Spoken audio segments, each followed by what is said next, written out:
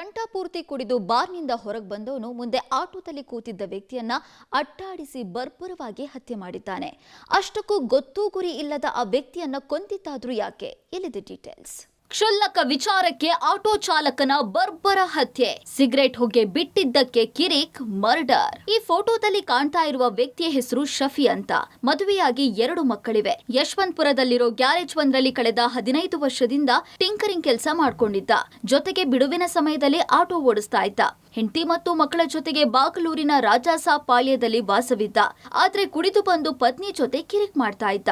ಇದರಿಂದ ರೋಸಿ ಹೋಗಿದ್ದ ಪತ್ನಿ 6 ತಿಂಗಳಿನಿಂದ ಗಂಡನನ್ನ ಮನೆಗೆ ಸೇರಿಸಿರ್ಲಿಲ್ಲ.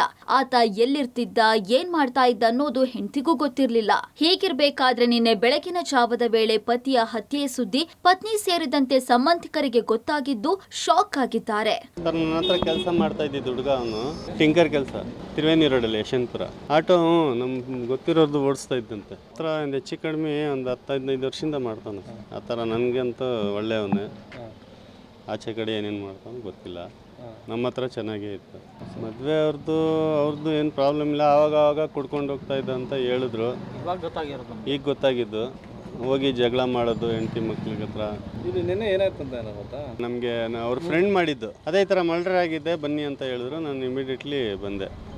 ಅಷ್ಟಕ್ಕೂ ಆಗಿದ್ದೇನೆಂದ್ರೆ, ಶಫಿ ಅಬ್ಬಿಕೆರೆ ಮುಖ್ಯ ರಸ್ತೆಯ ಮೀನಾ ಬಾರ್ ಬಳಿ ಬಂದವನೇ ಎಣ್ಣೆ ತಗೊಂಡು ಆಟೋ ನಿಲ್ಲಿಸಿ ಗೆಳೆಯನ ಜೊತೆಗೆ ಕೂತು ಮದ್ಯಪಾನ ಮಾಡ್ತಿದ್ದ.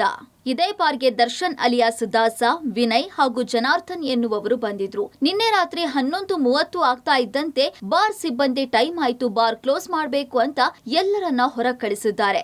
ಈ ವೇಳೆ ಹೊರಬಂದ ದರ್ಶನ್ ಆಟೋ ಪಕ್ಕದಲ್ಲಿ ನಿಂತು ಮೂತ್ರ ವಿಸರ್ಜನೆ ಮಾಡ್ತಾ ಸಿಗರೆಟ್ ಸೇದಿ ಹೊಗೆ ಬಿಟ್ಟಿದ್ದಾನೆ. ಹೊಗೆ ಶಫಿ ಇದ್ದ ಕಡೆಗೆ ಬಂದಿದ್ದು ಆವಾಸ್ ಹಾಕಿ ಗುರಾಯಿಸಿದ್ದ.